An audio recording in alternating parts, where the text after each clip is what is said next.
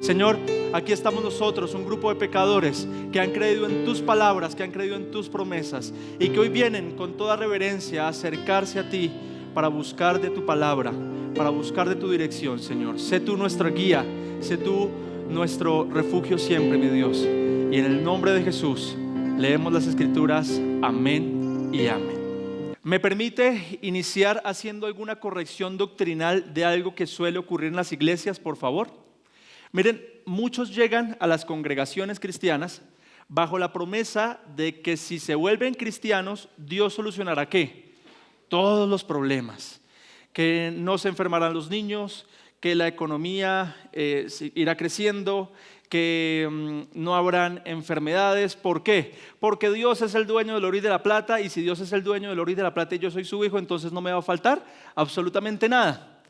Que porque Pablo le dice un día al carcelero que tú y tu casa serán salvos, entonces las personas van a las iglesias creyendo que entonces toda mi casa serán salvos y los hijos irán bien delante del Señor. Que porque la Biblia dice que Jesús cargó con nuestras enfermedades en la cruz y entonces nunca más tendrás que volverte a enfermar porque ahora eres un hijo de Dios. ¿Ha escuchado alguna vez una enseñanza de este tipo? Pues bien, déjeme decirle que esa es una falsa enseñanza. Esa falsa promesa de que si nos volvemos creyentes los problemas van a terminar es lo mismo, una falsa enseñanza. ¿Sabe qué dice la Biblia? La Biblia sí le promete algo, nos promete algo a la iglesia. Jesús dice, en el mundo tendremos aflicciones. Habrán problemas, hermanos. Habrán circunstancias, habrán dificultades que lleguen en nuestro camino, que lleguen delante de nosotros y vamos a tener que afrontarlas. Y en la mayoría de los casos, esos problemas, esas dificultades, es Dios mismo quien las permite, incluso hasta quien las causa, porque adivine dónde es que maduramos más rápido. ¿Dónde creemos? En las dificultades. En los problemas es donde más crecemos, donde más aprendemos. Entonces, Dios quiere, si quiere escriba esa frase ahí, Dios quiere que nosotros pasemos por dificultades. Dios quiere que nosotros pasemos por dificultades. Estamos en la cuarta parte de nuestra serie, El corazón de tu Padre. Hoy quiero hablarle de cómo Dios guía nuestro camino a través de nuestra vida, qué es lo que causa Dios, qué es lo que permite Dios y para qué lo permite. Pues bien, Israel va a aprender de primera mano cuál es la voluntad de Dios para ellos en este aspecto. Vamos a leer juntos Deuteronomio capítulo 9, los primeros 6 versículos de este capítulo. Léalos detenidamente conmigo, por favor. La escritura dice lo siguiente: Oye Israel, hoy vas a pasar el Jordán para entrar a desposeer a naciones más grandes y más poderosas que tú. Ciudades grandes y fortificadas ¿hasta dónde? Hasta el cielo. Un pueblo grande y alto, los hijos de los anaseos, a quienes conoces y de quienes has oído decir, ¿quién puede resistir ante los hijos de Anac? Comprende pues hoy que es el Señor tu Dios el que pasa delante de ti como fuego consumidor. Él los destruirá y los humillará delante de ti para que los expulses y los destruyas rápidamente, tal como el Señor te ha dicho. Pero ojo, versículo 4. No digas en tu corazón cuando el Señor tu Dios los haya echado delante de ti, por mi justicia el Señor me ha hecho entrar para poseer esta tierra, sino que es a causa de la maldad de estas naciones que el Señor las expulsa delante de ti. Versículo 5, Moisés le sigue recordando la misma idea. No es por tu justicia ni por la rectitud de tu corazón que vas a poseer su tierra, sino que es por la maldad de estas naciones, el Señor tu Dios las expulsa de delante de ti para confirmar el pacto que el Señor juró a tus padres, Abraham, Isaac y Jacob. Comprende pues que no es por tu justicia que el Señor tu Dios te da esta buena tierra para poseerla, pues eres un pueblo ¿qué? Terco. Dios le pone un título a este pueblo. Tercos, son un pueblo terco. Dios bendiga su santa palabra. Esta es la porción de la escritura que vamos a estar estudiando hoy, pero antes de entrar allí, quiero contarle acerca de una pareja supremamente atlética y deportista. Una dupla, dos integrantes. Se llaman el equipo Hayot. Oigan, este par de personas han competido en 22 duatlones. ¿Qué es un duatlón, pastor? Un duatlón es una carrera que es la primera parte a pie, la segunda parte en bicicleta y terminan otra vez a pie. ¿Cuántos kilómetros tiene un duatlón? Aproximadamente son 30 kilómetros a pie, luego unos 40 en bicicleta y terminan como 5 kilómetros a pie. ¿Se imagina usted corriendo durante 10, 20 kilómetros? ¿Correría usted 1 o 2 kilómetros? Eso es muy complejo. ¿Montaría usted bicicleta durante 45 kilómetros?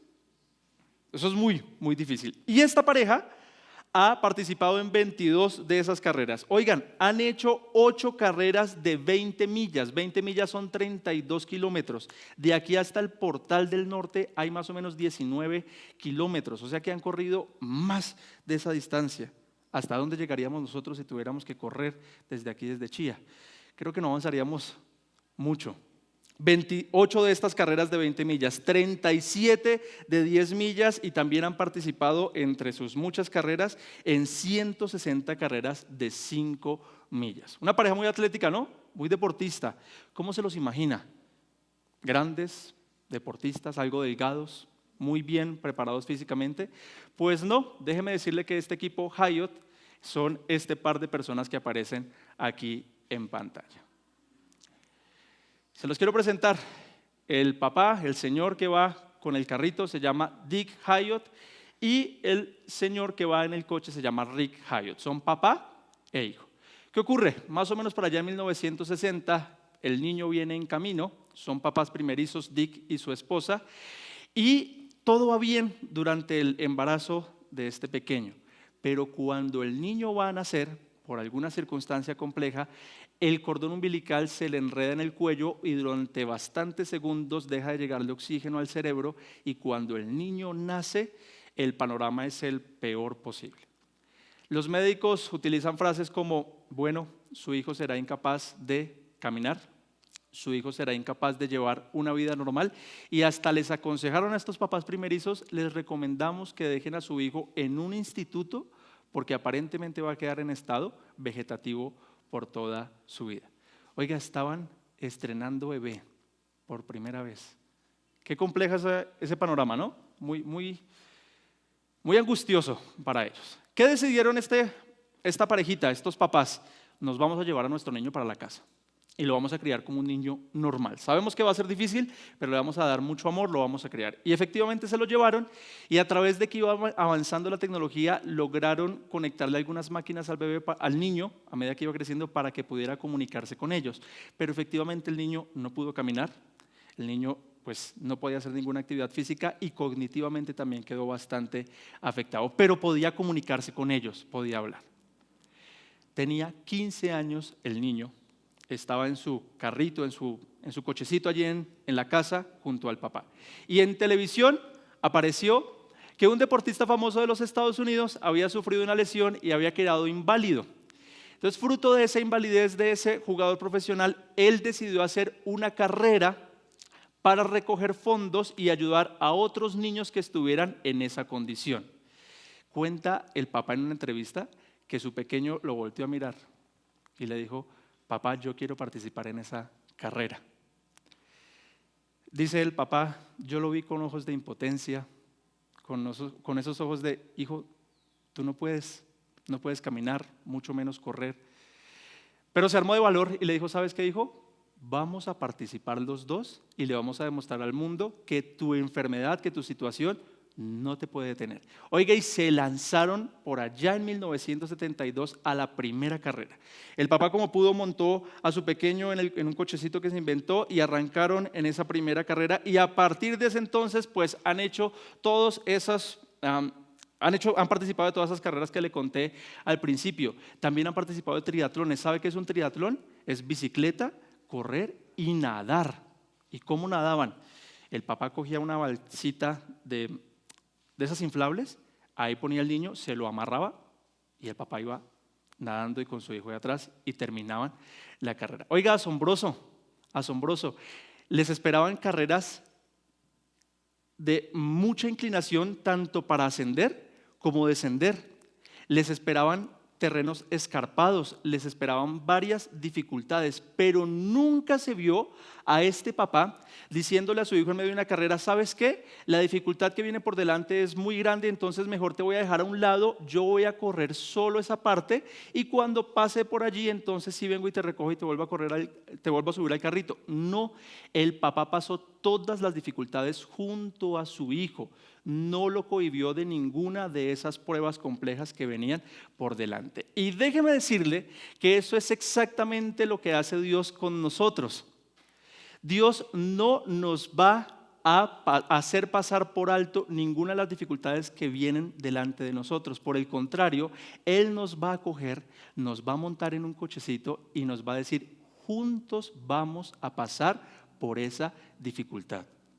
Juntos vamos a pasar por ese problema y juntos venceremos. Y será difícil, y será complicado, y habrán momentos de lágrimas, habrán momentos de tristezas, de impotencia, pero juntos estaremos allí. Esa es la promesa que nos hace Dios. La promesa que nos hace Dios no es que no habrán problemas.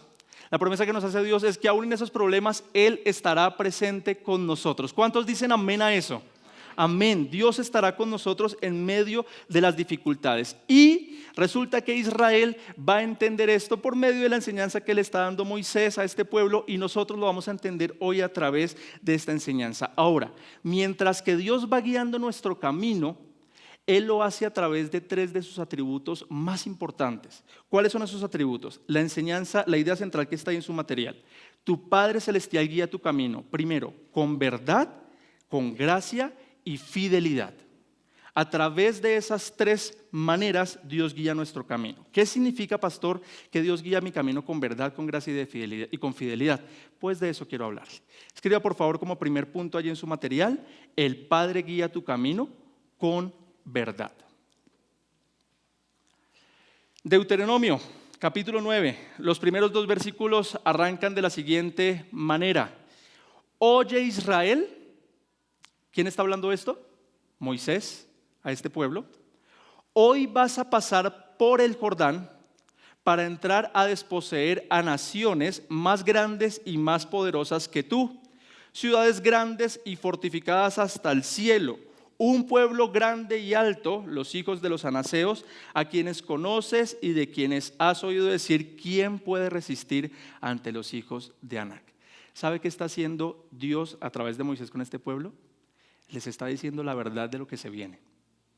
Dios no se está poniendo con pañitos de agua tibia a maquillarles el panorama que van a tener que enfrentar. Dios les está diciendo: viene esto y es complejo. ¿Qué es lo que se les venía? En primer lugar, ¿qué es lo que tienen que pasar? El río Jordán. ¿Cómo se imagina que es el río Jordán? ¿Será un riachuelo chiquitico que uno puede pasar a pie saltando de piedra en piedrita? No, es un río mucho más caudaloso, más grande que el río Bogotá. ¿Ha entrado usted a Bogotá por la 80? Bueno, ahí se ve amplio el río. El río Jordán es mucho más grande. Mire, en verano, el río Jordán, por donde se estima que pasó el pueblo de Israel, en época de verano, se cree que el cauce es entre 15 y 20 metros de ancho. El cauce es el ancho del río. Y en verano se estima que en el punto más profundo el río puede llegar a medir entre 1.5 metros de profundidad y hasta 2 metros. ¿En qué época? En verano. ¿Usted se imagina en invierno cómo es eso? Un río poderoso. Pues déjeme decirle que en Josué capítulo 3 se nos cuenta que el pueblo tuvo que pasar el río cuando estaban en épocas de cosecha. Y en épocas de cosecha es cuando está lloviendo y cuando el río se desborda, cuando el río se abre en todo su cauce y se riega por todos los campos, o sea que no era absolutamente nada fácil de pasar ese río.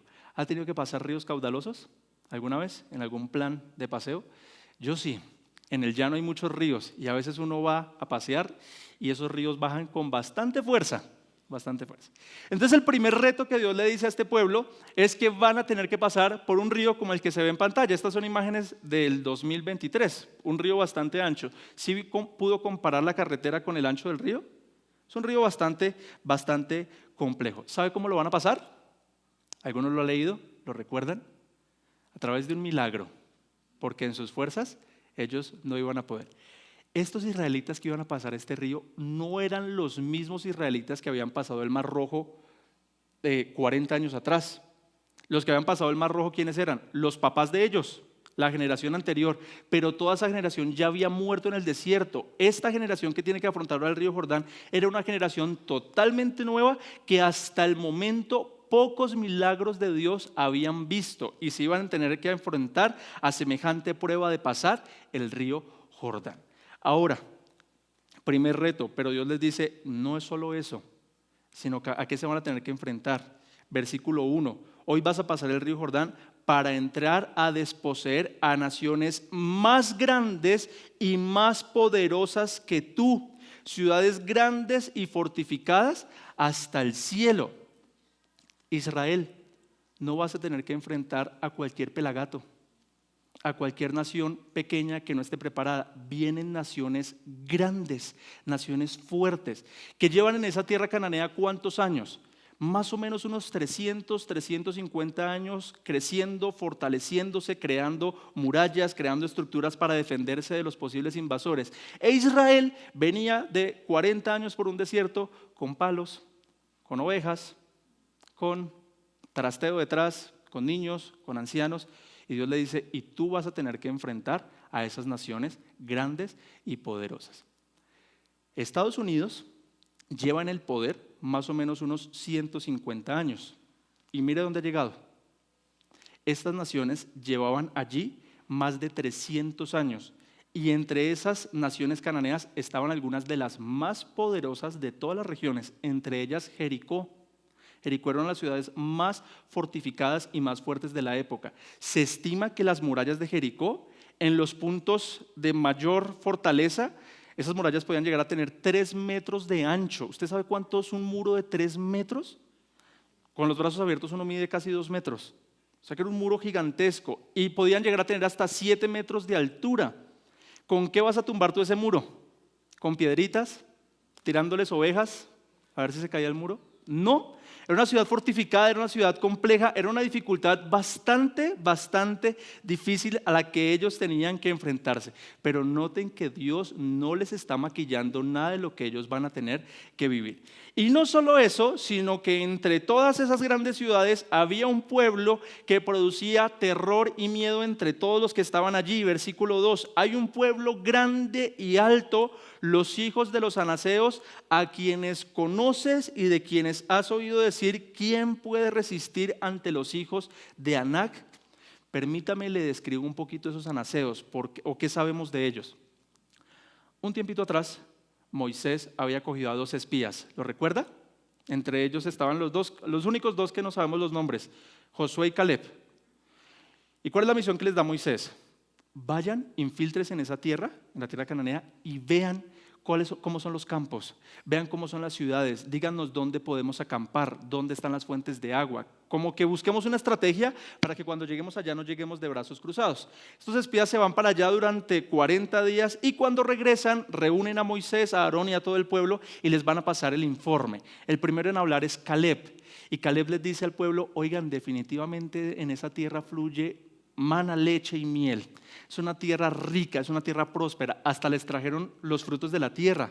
No sé si alguna vez lo ha leído. Les llevaron maticas, uvas. Creo que no podían cargar las uvas. Les tocaba entre 2 cargar unos troncos porque eran uvas muy grandes. Y se las llevaron. Y Caleb les dice, y conquistaremos esa tierra. Y otro de los espías, que no sabemos el nombre, dice, ¿cómo se le ocurre? Usted no se dio cuenta de quiénes estaban allá. Esto es tiempo atrás de lo que le estoy leyendo. Allá están los anaseos. ¿No vio lo grandes que eran? ¿No vio lo musculosos, lo corpulentos que eran? Parece ser como que hicieron un contacto visual entre algunos anaseos y esos espías. Y dice ese espía, yo me sentí como una langosta cuando ese anaseo me vio. Una langosta no es el animal del mar. Una langosta es el grillo. El que usted puede ir a aplastar con la mano, el que usted puede ir a pisar, el que lo mata con facilidad. Este israelita dijo, me sentí como una langosta cuando ese anaseo me vio. El pueblo de Israel escuchó esto y ¿sabe qué se pusieron a hacer? A llorar. Señor, ¿pero por qué nos has traído hasta aquí? ¿Para que ellos nos maten? Nos hubiésemos devuelto mejor a Egipto antes de enfrentar ese problema tan grande. Y lloraron, y Moisés y Aarón se desplomaron, se arrodillaron ante el Señor intercediendo por este pueblo porque estaban dudando del poder de Dios. Pues bien, aquí Dios les está diciendo a través de Moisés, llegó el momento en el que los van a tener que enfrentar. Sé que los conocen, sé que les da miedo, sé que son atemorizantes, pero van a tener que enfrentarlos, van a tener que pasar por medio de ellos. Oiga, Dios les estaba diciendo la verdad, sin maquillarla, directica como debe decirse. Y como le dije al principio, Dios a la iglesia también nos dice la verdad. ¿Cuál es la verdad? Habrán problemas, habrán dificultades, habrán situaciones que quizás sean fáciles de sobrellevar, pero habrán otras que nos van a doler, habrán otras que nos derrumbarán, habrán otras que nos harán dudar, incluso a veces hasta de nuestra fe. Pero esas cosas vienen y van a tener que afrontarlas. Ahora Dios le dice a Israel, listo, se vienen esos retos, pero les hago una promesa, israelitas. ¿Cuál es la promesa? Versículo 3, comprende pues hoy que el Señor tu Dios, que es el Señor tu Dios, el que pasa de delante de ti, ¿como qué? Como fuego consumidor. Él los destruirá y los humillará delante de ti para que los expulses y los destruyas rápidamente, tal como el Señor te ha dicho. Entonces, aunque ellos tenían miedo de esa circunstancia, Dios iría delante de ellos como un fuego consumidor, expulsando y destruyendo a sus enemigos. Y por más grande que estuvieran, que fueran esas personas, los israelitas verían a Dios con todo su poder, con todo su fuego, consumiéndolos y expulsándolos, porque Dios es un Dios poderoso, y los israelitas pudieron ver eso de primera mano. Ahora, ¿cuántos creen que Dios es un Dios con fuego consumidor que también va delante de nosotros destruyendo todos nuestros problemas? ¿Cuántos creen que Dios es como un fuego consumidor que va delante de nosotros destruyendo todas nuestras dificultades? ¿Cuántos creen que Dios es un fuego consumidor que va delante de nosotros quitando todo tropiezo, toda dificultad que haya delante de nosotros? Pues no, esa promesa no es para nosotros. Esa promesa es para Israel. En ninguna parte de la Biblia Dios dice que Él va como fuego consumidor delante de nosotros quitándonos todos los problemas. Eso no es para nosotros. La Biblia dice que cuando esté en el valle de sombra y de muerte no temeré mal alguno. ¿Por qué? Porque tú estarás conmigo. Pero cuando esté ¿en dónde? En el valle de sombra y de muerte. Pasaremos por dificultades. Pablo, en la segunda carta a los Corintios, capítulo 4, dice lo siguiente, versículo 8. Por todos lados nos presionan las ¿qué? Las dificultades. El apóstol Pablo, el gran apóstol, el llamado a las naciones a ir a predicar el evangelio por todos los lugares. ¿Será que el Dios iba como un fuego consumidor quitándole todos los problemas delante de él? No, por todo lado lo presionan las dificultades. ¿Pero qué? Pero no nos aplastan, estamos perplejos, eso es duditativos, pero no caemos en la desesperación. Somos perseguidos, pero nunca abandonados por Dios. Somos derribados, pero no destruidos. Mediante el sufrimiento, nuestro cuerpo sigue participando de la muerte de Jesús para que la vida de Jesús también pueda verse en nuestro cuerpo. Hermanos, pasaremos por ese tipo de situaciones, pasaremos por esas promesas, pero no decaeremos, no nos rendiremos porque el Señor está con nosotros y porque el Padre va guiando nuestro camino para hacernos cada vez más a la imagen de Jesucristo. Y déjeme decirle que para que nosotros seamos a la imagen de Jesucristo, ¿sabe quién debe morir? Usted y yo. ¿Y cree que morir es algo agradable? ¿Cree que morir es algo al que a cualquiera le llama la atención? No. Y a veces es una muerte lenta por culpa de nuestra terquedad, por culpa de nuestra poca intención de querer obedecer al Señor. Y el Señor tiene que ir pasándonos por procesos difíciles para ir matando todo lo del viejo hombre y que el nuevo hombre salga a la luz. De ahí las dificultades, de ahí las las dudas, de ahí las persecuciones, de ahí el sufrimiento, para que Jesús por fin se vea reflejado en nuestras vidas. Entonces, benditos sean los problemas, benditas sean las dificultades que más nos acercan a Dios, benditas sean las circunstancias difíciles que me ponen de rodillas y me acercan al Rey de Reyes para hacerme entender que yo debo ser humilde y manso ante Él. ¿Quién dice amén a eso? Amén. Cuando le decimos al Señor, Señor, haz en mí lo que tengas que hacer, es como si le estuviéramos diciendo, pásame por donde me tengas que pasar para que yo sea cada vez más a la imagen de tu Hijo Jesús. ¿Quiere eso usted para su vida? ¿Quiere para usted eso en su vida? Entonces, ármese de valor, porque seguramente vienen dificultades que van a empezar a quitar ídolos de su corazón, van a empezar a quitar ideas incorrectas sobre usted mismo, pero allí Dios estará presente. Tu Padre guía tu camino con verdad. Ahora, me encanta que Dios también le dice a este pueblo de Israel que sí, que Él irá delante de ellos como un fuego consumidor, pero ellos también tenían que hacer algo. Versículo 3, en la parte B, Él los destruirá y los humillará delante de ti para que los expulses y los destruyas rápidamente, tal como el Señor te ha dicho. Es decir, que Dios prácticamente ya iba a hacer todo. Dios ya los había destruido, ya los tenía ahí totalmente debilitados, e Israel tenía que llegar al final y hacer como presencia, acto de presencia, y ya, eso es lo que ellos tenían que hacer, pero tenían que afrontar esa situación. Oiga, Moisés sabía que con facilidad este pueblo iba a empezar a creer que ellos mismos eran los que habían logrado esas cosas. Que sí, que Dios había hecho prácticamente todo, pero que ellos habían llegado al final y habían hecho la estocada final, y entonces ellos podían llevarse los méritos y podían llevarse el triunfo. Pues no. Estas palabras que les está diciendo Moisés no es para que ellos se llenen de orgullo, es para que ellos se llenen de humildad, para que se humillen delante de Dios. Segundo punto, el Padre guía tu camino mostrando su gracia. Ya vimos que el Padre guía nuestro camino diciéndonos la verdad, ahora el Padre guía nuestro camino mostrándonos su gracia. Deuteronomio 9, en el versículo 4, dice que una vez ellos hayan ya destruido a estos enemigos, haber hecho acto de presencia, ¿qué debe ocurrir? Versículo 4, no digas en tu corazón cuando el Señor tu Dios los haya echado delante de ti, por mi justicia el Señor me ha hecho entrar para poseer esta tierra. O sea, que no dijeran ellos que fueron por sus propios méritos, por lo buenos que son, por lo buenos militarmente que son, por lo capaces que eran. No, ellos eran totalmente incapaces. ¿Sí nota el contraste tan grande con el que inicia Dios con este pueblo? Les dice, ellos son naciones más grandes que tú, son pueblos más grandes que tú. O sea que tú eres una nación que pequeña, eres una nación débil, eres una nación incapaz.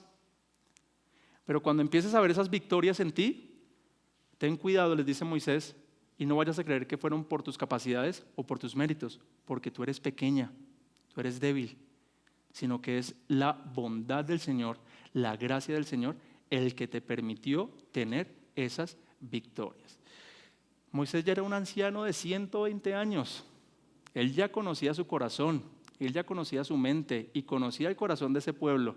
Y por eso les advierte, tengan cuidado de su corazón, porque con facilidad ustedes mismos se llevan el crédito. Oiga, ¿no les pasa? Que cuando las cosas van bien uno empieza a decir, es que es por mis capacidades. Yo estoy en el trabajo que estoy, ¿por qué? Porque soy muy inteligente, porque soy muy ordenado, porque soy muy capaz. No. Yo tengo la familia que tengo tan organizada, tan bien puestecita en su sitio, porque soy muy buen papá. No. Tú eres débil. Tú eres terco. Yo también lo soy. Somos incapaces por nuestras propias fuerzas. Si hay algo bueno en nuestra vida, es por la gracia de Dios. Pero lo que nosotros mismos producimos desde nuestro interior, déjeme decirle, es basura. Es basura, y esa esa realidad de que nosotros somos tan pecadores que lo único que producimos es maldad, la iglesia la ha tratado de desdibujar y empiezan a meterse algunas herejías dentro de las congregaciones, como por ejemplo, descubre el campeón que hay en ti. ¿Lo ha escuchado alguna vez? Eso es falso. Usted no es ningún campeón, ni yo lo soy. Es que tú tienes un potencial y Dios quiere coger todo lo que tú eres y potenciarlo al máximo porque Él ve grandes cosas en ti. Falso, falso. Nosotros somos totalmente incapaces, nosotros somos un pueblo terco, nosotros somos un pueblo inmundo ante los ojos de Dios. Y no se lo digo yo, se lo dice la Escritura. Isaías capítulo 64 versículo 6, dice la Escritura, todos nosotros, ¿cuántos? Todos nosotros somos como el inmundo y como trapo de inmundicia todas nuestras obras justas. Lo que tú crees que es muy bueno, en lo que tú crees que eres muy bueno, que tú eres muy capaz, eso es como un trapo de inmundicia delante de los ojos de Dios. Todos nos marchitamos como una hoja, somos frágiles, somos débiles y nuestras iniquidades como el viento nos arrastran. Eso dice la Biblia de nosotros. ¿Sabe? La verdad bíblica nos lleva a que nosotros nos rindamos delante de Dios, a que nos humillemos delante de Él y reconozcamos nuestra incapacidad, a que lo reconozcamos a Él como nuestro proveedor, como quien nos capacita, como quien nos da absolutamente todo, no para vernos a nosotros mismos como alguien capaz, como alguien que puede solucionar las cosas, no. La verdad bíblica nos lleva a postrarnos y a humillarnos delante del Señor y a ponernos al servicio de Él y no que Dios se ponga al servicio de nosotros, porque hay algunas personas que tienen ese concepto de Dios. Dios está a mi servicio, entonces yo le pido y Él me da, y no solo me da, me tiene que dar. ¿Por qué? Porque yo soy el hijo del rey, porque yo soy cabeza de león, porque yo soy una nación santa, un sacerdote escogido, y entonces Dios tiene que darme todo lo que yo le digo. Falso, mentira. Usted y yo somos personas totalmente incapacitadas, totalmente inútiles, totalmente pecadores, que hacemos obras injustas, que son como trapo de inmundicia delante de Dios, que Dios cogió en medio de ese lodazal, en medio de ese barro, y por su gracia nos ha dado todo lo que nosotros tenemos. El dinero que usted tiene es por la gracia de Dios, la ropa que usted tiene es por la gracia de Dios, la inteligencia que usted tiene es por la gracia de Dios. Todo lo que usted es, que considera bueno, eso es por la gracia de Dios. Eso no es suyo. Y hacemos mal en robarle la gloria a Dios cuando decimos que esas cosas son nuestras, cuando creemos que somos capaces. No, señores. Y por eso Moisés, que conoce el corazón de ese pueblo, y que Dios, que conoce nuestro corazón, tiene que advertirnos todo el tiempo. No es por tu justicia, no es por tus buenas obras, no es por lo recto que eres, sino por la gracia del Señor. Mire lo que dice el versículo 5, Deuteronomio capítulo 9, versículo 5.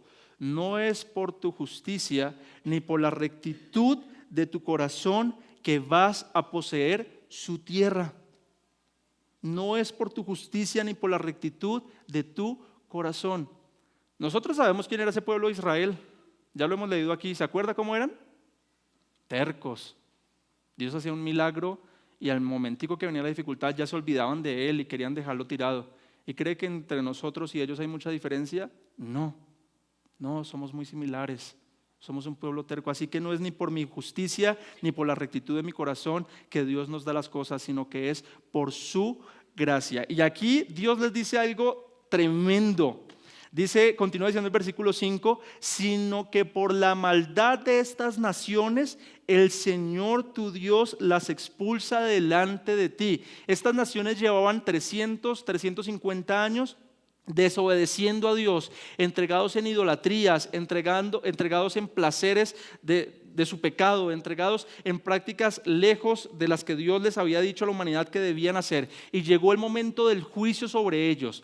Llevaban 300 años desobedeciendo a Dios y parece que no habían consecuencias para ellos, sino que antes más crecían y por eso la gente dice, oiga, ¿cómo les va de bien a los injustos, no? ¿Cómo les va de bien a los pecadores con tanta plata, con todo lo que consiguen? Pues bien, Dios siempre trae justicia y le llegó la hora a estos pueblos, iba a venir justicia sobre ellos y Dios utilizaría a Israel como el instrumento de justicia para terminar con esos pueblos.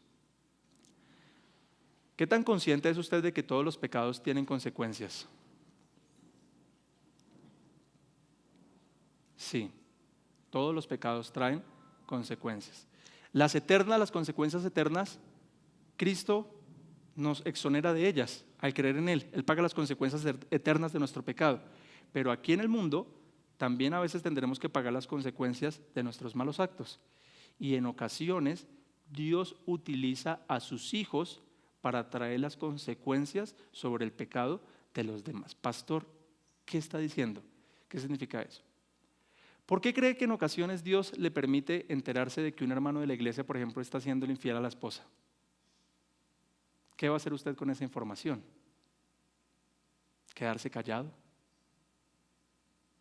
¿Contárselo a sus amigos, a sus amigas en son de chisme? Por favor, no lo haga.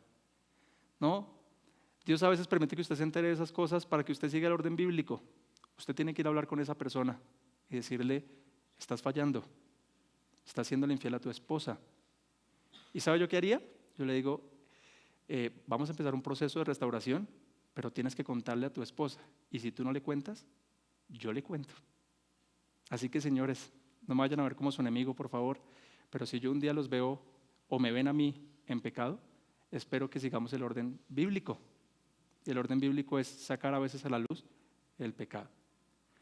Dios a veces los utiliza como instrumento de justicia para el pecado de las demás personas. A veces Dios permite que usted se dé cuenta que alguien de la empresa está robando. A veces Dios permite que usted vea algunas injusticias. Y Dios lo utiliza para traer juicio sobre esas circunstancias. En este caso, estas naciones llevaban, como le digo, mucho tiempo desobedeciendo al Señor, y Dios iba a utilizar a Israel para traer juicio sobre esas naciones. Versículo 6. Comprende pues que no es por tu justicia que el Señor tu Dios te da esta buena tierra para poseerla, pues eres un pueblo terco. Un pueblo terco. Pero uno dice: oiga, pero Señor, si son tan tercos, si son tan orgullosos, si son tan desobedientes, si se alejan tan rápido de ti, ¿por qué sigues insistiendo con ellos? ¿Y sabe cuál es la respuesta que nos da el Señor? Por gracia, por misericordia. Y déjeme decirle que lo mismo ocurre con nosotros.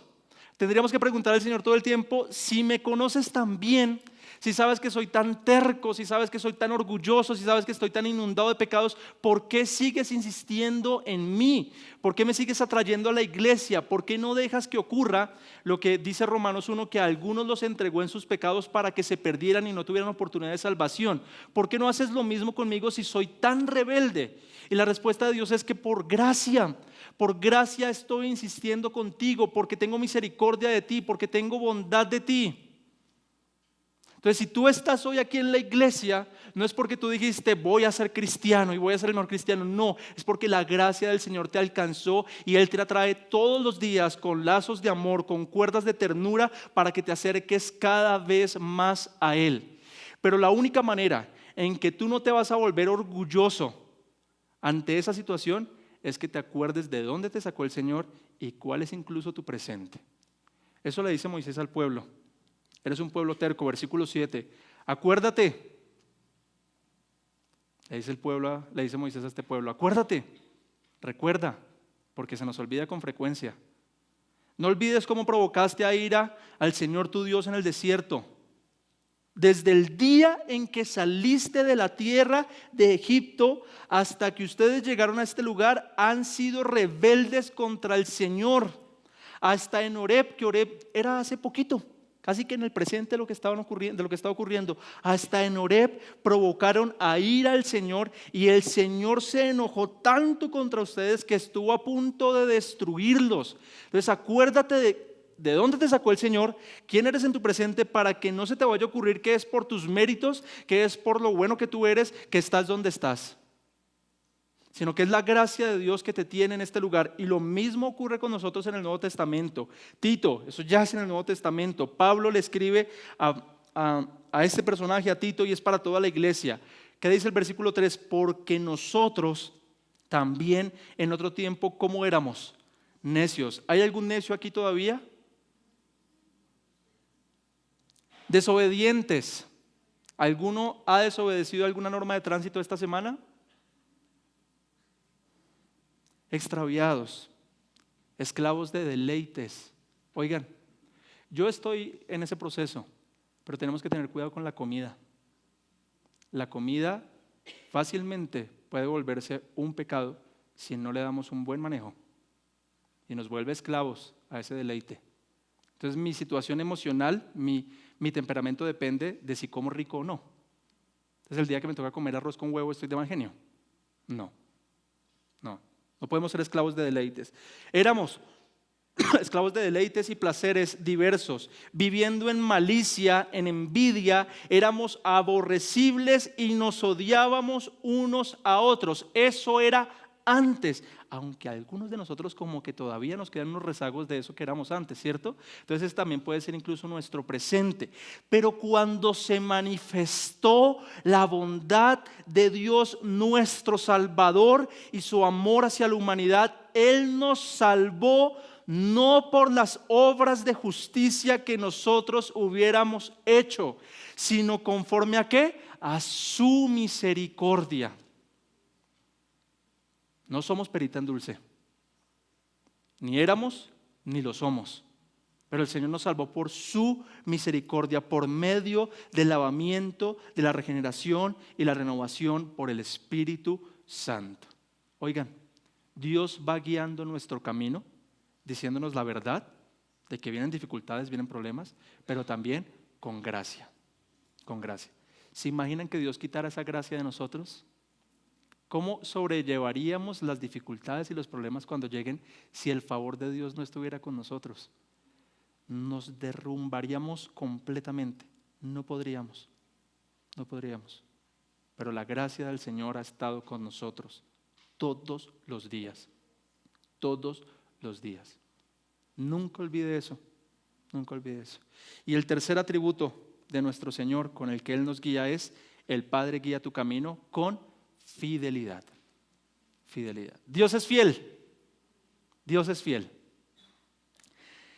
Resulta que el versículo 5 de Deuteronomio 9, Dios le dice a Israel lo siguiente: que no es por tu justicia ni por la rectitud de tu corazón que vas a poseer su tierra, sino que por la maldad de estas naciones el Señor tu Dios las expulsa delante de ti. Entonces el primer propósito de que Dios entrara a esa tierra prometida era traer juicio sobre esas naciones, pero el propósito secundario que había allí era que también era para confirmar el pacto que el Señor juró a tus padres Abraham, Isaac y Jacob.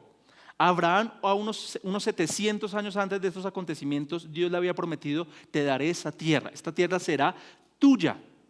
Y mire, el mundo se puede poner de cabeza. Esa tierra la podían invadir las naciones más peligrosas y poderosas del mundo, pero si Dios le prometió eso a Abraham, lo cumpliría, porque las promesas de Dios son en el sí y en el amén. Entonces llegó el momento de vivir la promesa de Dios cumplida. Este pueblo entraría a la tierra cananea a poseer la tierra que Dios ya le había prometido a sus antepasados, y se cumpliría al pie de la letra. Hay gente, esto ya alguna vez lo dije aquí, para los que ya lo escucharon, finjan sorpresa, por favor. Dios le promete a Abraham que todo lo que pises con la planta de tu pie será tuyo, ¿cierto? Y hay gente que dice: ay, esa promesa también es para mí.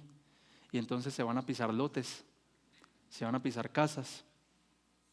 También le conté ese día que yo sé de un señor en una iglesia que andaba pisando a una hermana, porque pues si la pisaba, todo lo que pise con la planta de su pie será de él.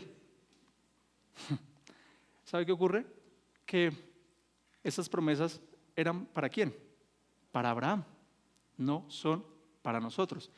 Y eso, a medida que usted pasa tiempo en las Escrituras, va aprendiendo a distinguir qué promesas sí son para usted y qué promesas no son para usted.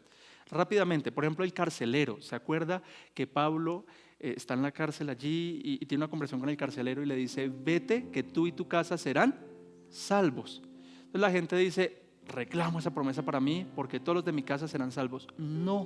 ¿Para quién era esa promesa? Para el carcelero. Y se cumplió esa promesa. Si Pablo sale de la cárcel, se va para la casa del carcelero y les predica a toda la familia, y toda la familia se bautiza y la familia fue salva. Entonces, si usted quiere que toda su casa sea salva, predíqueles, llévelos al bautismo. para que se cumpla, si quiere verlo así, esa promesa.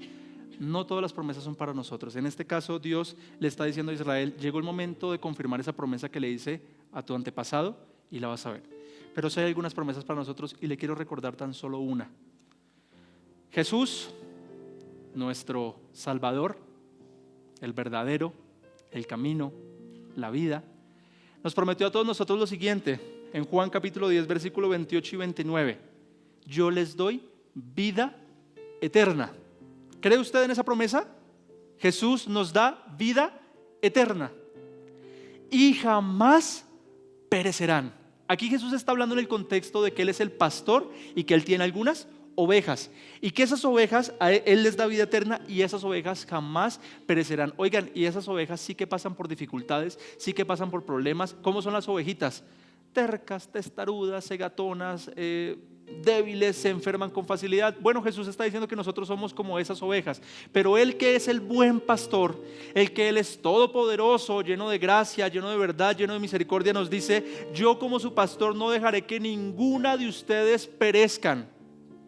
Habrán dificultades, habrán tormentas, habrán desiertos, pero nunca van a perecer, porque yo les doy vida eterna y nadie las arrebatará de mi mano.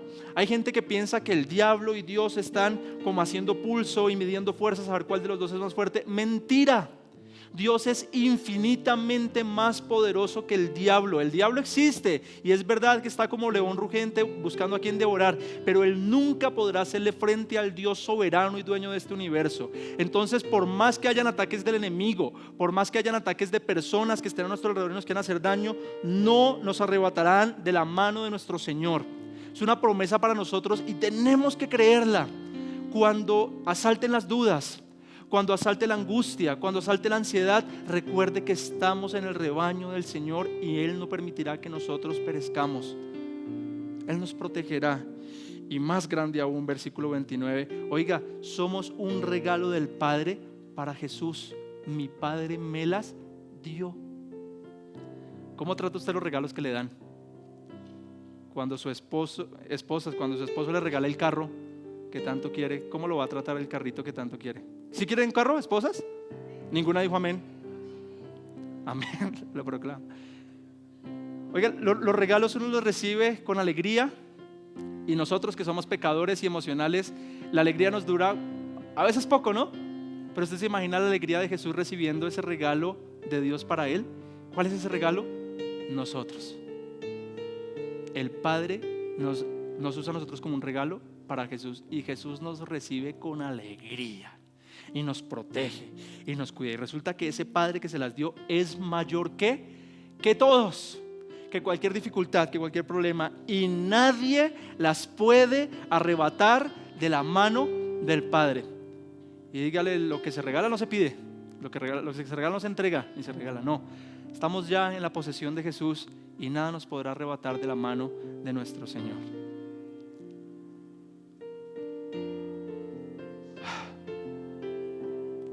Mire, ¿cómo hacemos para vivir eso, Sebastián? ¿Cómo hago yo para llevar eso a la práctica? ¿Cómo traduzco eso a que lo pueda ver tangible todos los días de mi vida? Porque cuando viene el problema, pues parece que toda esta información se me olvida. Bueno, ¿sabe de qué depende eso? De su tiempo de comunión con el Señor. A medida que usted esté cerca del Señor, orando, leyendo la Escritura, ayunando, haciendo vigilias y pasando tiempo con Él, todas estas promesas florecen dentro de su ser, porque ya no será tanto de usted, sino que ahora será más de Cristo. Y Cristo sí que confiaba en Dios completamente, y Cristo mora en usted, el Espíritu de Cristo mora en nosotros, y a medida que nuestra carne muere, el Espíritu es vivificado. Tenemos que morir a nosotros, a nuestra incredulidad, para darle paso al Espíritu vivificante de Cristo. Y eso se consigue sometiendo nuestra carne a la vida espiritual, orando, leyendo la Escritura, pasando tiempo con el Señor. Y ahí, cuando usted empieza a vivir de esa manera, todas estas promesas usted las va a vivir de primera mano y no va a dudar tanto en las circunstancias complejas. Pero ore, lea las Escrituras. Le invito a que se ponga en pie. Leemos un último texto, por favor, y oramos conforme a esta enseñanza. Deuteronomio capítulo 7, versículo 9. Una instrucción de Dios para el pueblo de Israel. ¿Qué debían hacer ellos? Por favor, léalo conmigo. Reconoce pues que el Señor tu Dios es Dios, el Dios fiel que guarda su pacto y su misericordia hasta 1000 generaciones con aquellos que lo aman y guardan sus mandamientos. Nuestro Dios es Dios fiel, el que nunca nos abandonará, el que nunca nos defraudará. Ese es nuestro Dios. Pero tú tienes que amarlo y guardar sus mandamientos. Oremos juntos al Señor. Señor,